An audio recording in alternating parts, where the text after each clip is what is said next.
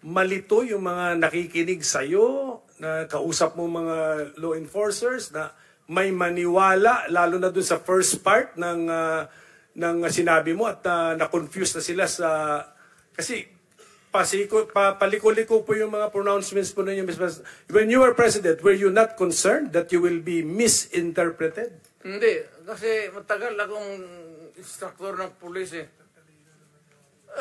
Dumadaan ito sa psychiatric, gagastos pa ako ng... When I was also president, may funding ako dito sa mga psychiatric nila. Nandyan yan sa item eh. Hindi naman ito At saka,